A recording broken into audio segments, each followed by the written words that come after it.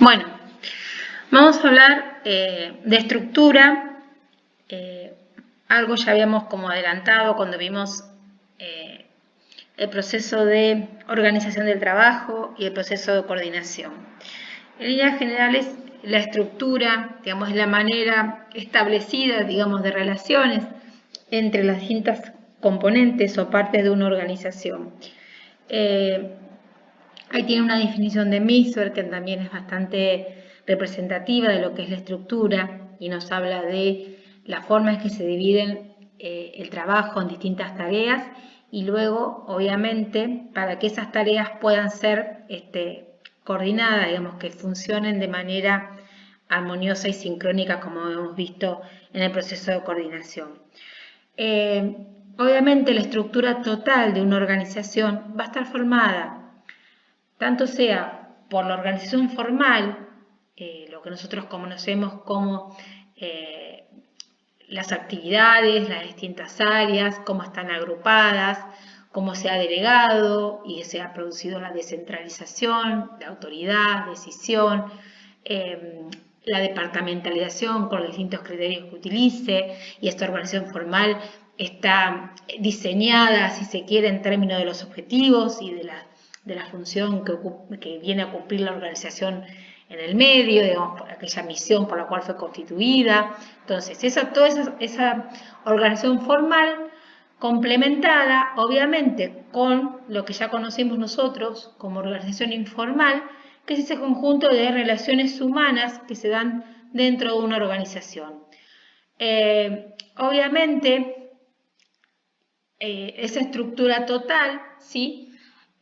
O dentro de esa estructura total se van a generar un montón de procesos, ¿sí? Para los cuales la organización se pone en marcha y obviamente la conexión y la coordinación entre todas estas partes de la estructura total va a estar dada obviamente por los flujos de trabajo, la información y las decisiones. Ustedes ahí tienen establecido, digamos, como Misber, que es un autor que particularmente no vamos a trabajar en esta asignatura, pero que sí se los traigo a colación porque lo tienen en la bibliografía. Y básicamente Misber trabaja con lo que él conoce, ustedes van a ver en análisis organizacional, en la materia de segundo año, lo que son las configuraciones estructurales. Y hay partes que conforman las configuraciones y la manera en que, en definitiva, esto sí, quizás es relevante para ustedes en términos de coordinación, es cómo las organizaciones, en la medida que van creciendo, tienen que coordinar su trabajo de diferente manera. Entonces, obviamente, al tener una mayor cantidad de empleados, surge la necesidad de delegar, con lo cual porque la organización empieza a crecer, ¿sí? Tanto sea en términos cuantitativos como cualitativos. Entonces, la organización crece, se necesita delegar, por lo tanto va a haber jefes y la coordinación se va a dar por esa supervisión que haga el jefe sobre los empleados, y cuando termina, digamos, se crece un poco más, comienzan las distintas estandarizaciones. Pero esto es en líneas generales, si no se los estoy contando porque les vuelvo a decir, está en la bibliografía, pero no es algo sobre los cuales nosotros vamos a trabajar específicamente. Ahora bien, hay distintos factores que determinan la estructura. Quizás el que más salta a la vista o que el que ustedes por ahí pueden tener un mayor conocimiento es el tamaño. Es decir, bueno, ¿cómo decimos que una organización es grande o es chica o es muy grande o es una multinacional? Entonces, y eso nos habla del tamaño. Y el tamaño en general nosotros lo podemos medir de distinta manera. Lo podemos trabajar en términos de dotación de personal.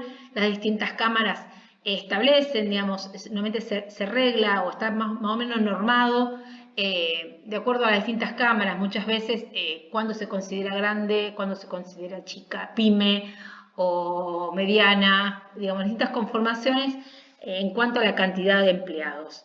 También otra variable que se toma normalmente es cuánto tiene de mercado. Parece que una empresa por ahí es más grande que otra en cuanto a su participación en el mercado. Piensen ustedes en el mercado, la industria lechera, La Serenísima tiene una participación muy grande, entonces uno podría decir que tiene una participación de tanto por ciento del mercado, 60, 70, desconozco. Obviamente, en la medida que sea más grande o menos grande, se van a tener distintos impactos en otras variables. Obviamente, las empresas más grandes despersonalizan las relaciones con los individuos. Muchas veces las empresas más grandes tienen mayor especialización, tienen mayor poder en términos económicos y sociales dentro del ambiente. A veces las empresas más grandes, obviamente normalmente sufren menos los embates o condicionaciones hostiles, como puede ser ahora lo que estamos padeciendo en términos de pandemia. Digamos, hay a diferentes tamaños, ¿sí? Se impacta de distinta manera. Otro factor que determina, si se quiere, una estructura tiene que ver con la complejidad, en términos de la cantidad de relaciones que existen entre las distintas partes o las distintas áreas de una organización.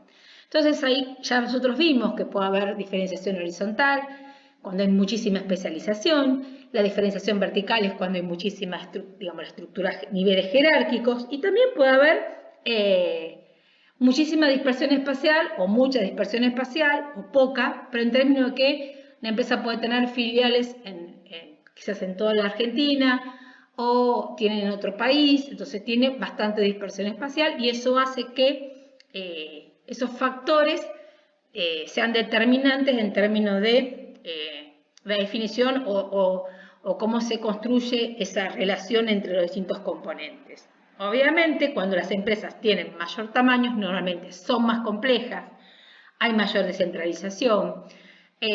Muchas veces cuando las empresas tienen más tecnología, son más profesionalizadas. Entonces, tienen distintas relaciones que se dan entre las dimensiones. Otro factor que determina la estructura tiene que ver con el grado de formalización. ¿Qué significa la formalización? ¿Cuánto está normado? ¿Cómo está prescripto? El cómo y quién debe hacer las tareas, digamos. Cuanto más formalizado sea, ¿sí? Más rutina se genera. Y los dos comportamientos, quizás el más conocido es el que conocemos como el buropático, que tiene que ver con la necesidad de control, ¿sí? De los jefes y que en definitiva generan cada vez más normas en términos de querer controlar más y mejor a sus subordinados. Y el comportamiento burótico es el comportamiento que muchas veces se da en los empleados porque al estar tan normado no pueden incidir o no pueden opinar sobre decisiones y no pueden, digamos, tener un lugar en la jerarquía, en líneas generales, en términos de probablemente decisión, digamos, a veces uno puede ser, digamos, un profesional sobre un tema profesional y quizás no pueda opinar en términos de alguna decisión, aun teniendo los conocimientos, porque no está en su cargo, no le corresponde en términos de las normas preestablecidas. Para nosotros, digamos, la tecnología y el ambiente, que son los dos factores que nos quedan, también son determinantes de la estructura, en términos de que la tecnología es aquellos conocimientos que se aplican para lograr transformar, ¿sí? Una realidad, un objeto predeterminado, buscando un objetivo, ¿sí? Uno transforma un objeto buscando algo a través de la tecnología. Y obviamente, y para nosotros tecnología no es solamente, estamos hablando de conocimiento, no es tecnología TICS, digamos, de información, de la nueva tecnología de información, digamos, sino más que nada es el conocimiento. Entonces, obviamente, y la que más conocen ustedes, aquello que el conocimiento, digamos, la tecnología incorporada, digamos, donde de una materia prima sale un producto terminado, ¿sí? A ver, volvemos a la industria láctea, digamos, se recibe la leche del tango, se le incorpora conocimiento, se le incorpora tecnología, ¿sí? Y, bueno, se tiene la leche, el yogur, el queso, ¿sí? Después hay distintos tipos, digamos, También la mediadora, aquella que, por ejemplo, tienen los bancos, que unen, ¿sí? Por eso se llama mediadora, ¿sí? Vincula dos tipos de, que llamamos dos tipos de necesidades. Por un lado, aquel que tiene ahorros y quiere hacerlos rendir, y aquel que necesita dinero y pide un préstamo. Entonces, esas son las tecnologías mediadoras. Después también las de apoyo, por ejemplo, la compra de materiales. Ahí tienen unos cuantos ejemplos que probablemente en las clases sincrónicas o en la práctica van a ver. Y por último, obviamente el entorno, que el entorno obviamente determina, ¿sí?, la estructura, sobre todo más allá de la predecibilidad o no de un entorno. Digamos, nosotros estamos acostumbrados a trabajar en términos menos predictibles que otra cosa, pero también digo, en términos de en qué sector o las características propias que tenga un sector para que la empresa opere, digamos, qué tecnologías, qué conocimiento, con qué logística tengo que entrar en ese sector general para poder ser competitivo y ser rentable.